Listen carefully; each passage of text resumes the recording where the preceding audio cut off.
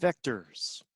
In the electrical world, vectors are known as phasors, and a vector by definition is an arrow or line that indicates both magnitude and direction. It's often used for things such as forces and moments of force and inertia in the physics world.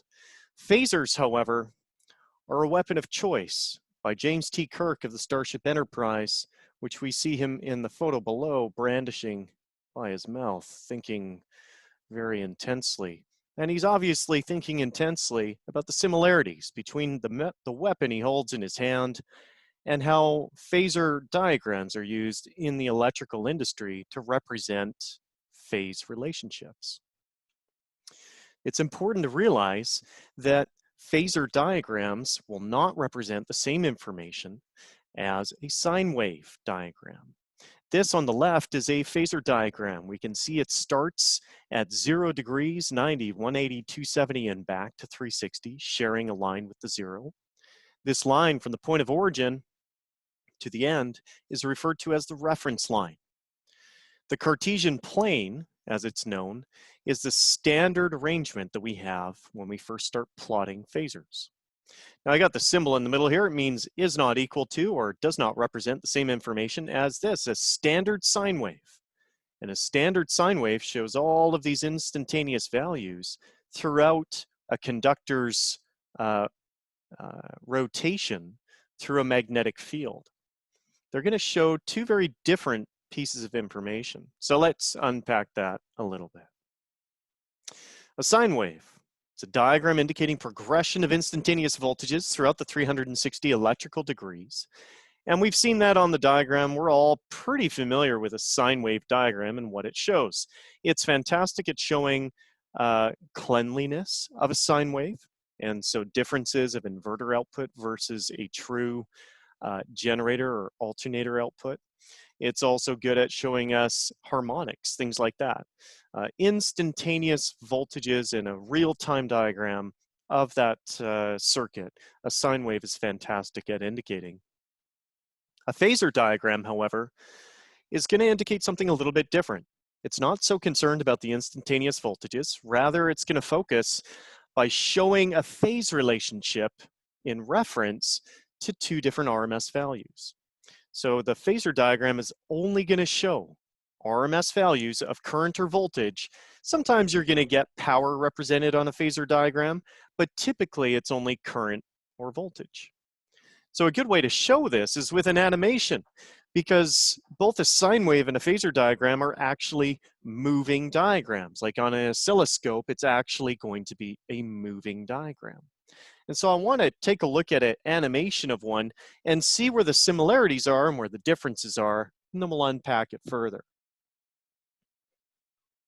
So on the left, we have a phasor diagram, and on the right, we have the sine wave diagram. This is actually plotting a voltage, a current, and a power. Now, I don't want you to get bogged down on why are they not happening at the same time, but rather I want you to see that the arrows that are on the Cartesian plane, the phasors, are not changing in length. And that's because they are there to simply show the RMS magnitude. Notice that there is a definite angle between each one of these. And in this particular circuit, there's a 90-degree difference between the green and the red, and a 90-degree between the red and the blue. And that angle doesn't actually change, does it? It remains the same as it rotates through 360 degrees. So it's an interesting way to see how these values represent one another. Now let's take a look at how this type of diagram is utilized in indicating values within a typical circuit that we may be familiar with. This here is a parallel AC circuit. 1, 2, 3 ammeters and a voltmeter. Notice R1 and R2. R2 is half the ohmic value of R1, which means the orange ammeter should be approximately double the amperage value as the green ammeter. The red ammeter should be the sum of both the green and the orange. If we were to represent this circuit in both a phasor and a sine wave diagram, we would get something like this. 1, 2, 3 ammeter values indicating RMS, the length of each one of these arrows representing its magnitude in relation to the next. So IR1, that is the shortest because it's the least amount of current. IR2 is longer, I total is the longest, the red ammeter. Voltage is shown with an open arrow, current with a closed arrow. And the sine wave above that represents all of these 4 different values, each one reaches its peak at exactly the same time. Exactly the same time it reaches its peak. The voltage, the total current, IR2 and IR1, each reach their peak voltage at precisely the same time, which is 90 degrees. They also each reach their peak value or their zero value at the same point, which is 180. What this phasor diagram is going to show is the difference in time between each one of these phasors reaching its peak value. And in a resistive circuit, that peak value happens at exactly the same time, which means there is no angle present between any of these 4 phasors. So let's take a look at a circuit where there would be an angle between these different phasors, because this one we would refer to as it being in phase. So this is a resistive circuit, which is in phase, voltage and current reaching their peak values at precisely the same time. Let's take a look then at an out of phase circuit. An out of phase circuit is one where we have each of these 2 phasors reaching their peak values at 2 different times. So over here, peak value of this voltage is reached at 90, but this one, the current is reached at 135 degrees. And the time difference between those 2 reaching their peak will be significant when we start looking at the interaction with other properties of the circuit. That angle difference or time difference is referred to as a degree, and it's 45 degrees, 135 minus 90. So how would we sketch this on a phasor diagram? Well, there's 2 different ways, and it has to do with the relationship to the reference. Let's first look at this circuit if we had sketched it with the current on the reference line. Current is the shorter arrow, and it's a closed arrow. Voltage is longer, and it's an open arrow, and there's an angle difference of 45 degrees. I could also plot this with voltage as the reference. Again, notice there is a 45-degree angle here. More appropriately, this would probably be referred to as negative 45 or 315 degrees because we could reference it from this line all the way around back to here. So either one would be correct in identifying this particular phasor.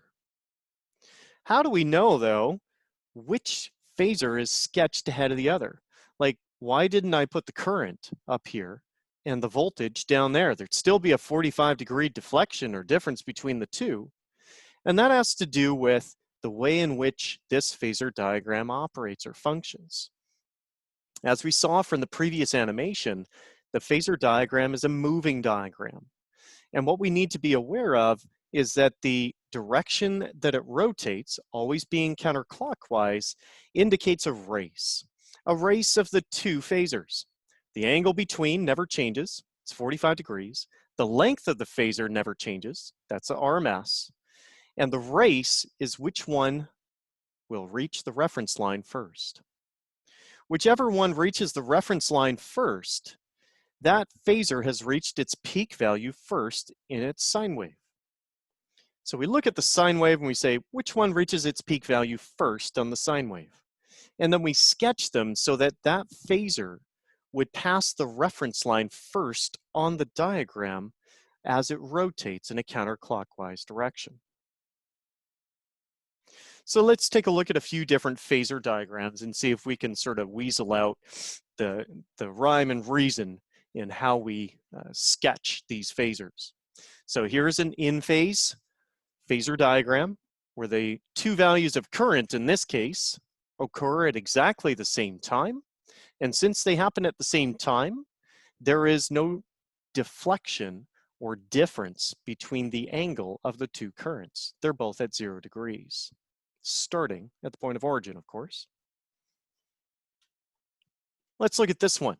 Sometimes it's hard to tell which one reaches its peak value first. And what you have to realize is that the sine wave diagram, or the sine waves, are actually moving in this direction.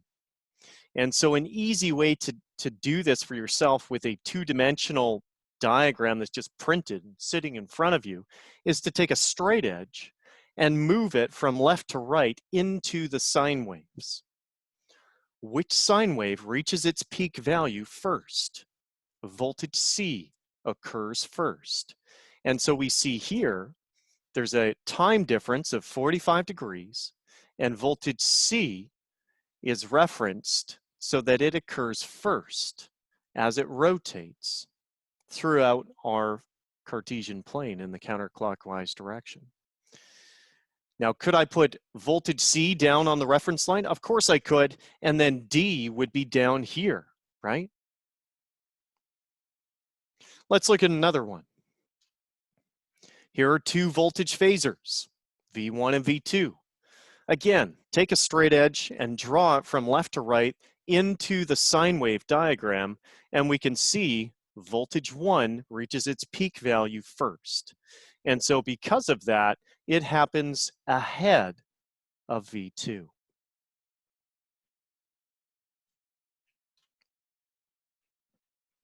Here is that same circuit, but with the reference line using the second voltage phasor. See, this is V2 now on the reference line. But again, notice all we've done is taken this L and just rotated it. We haven't actually reversed where V1 is or where V2 is. Phasors can then be referred to as lagging, leading, or in phase, depending on how they are established on our Cartesian plane.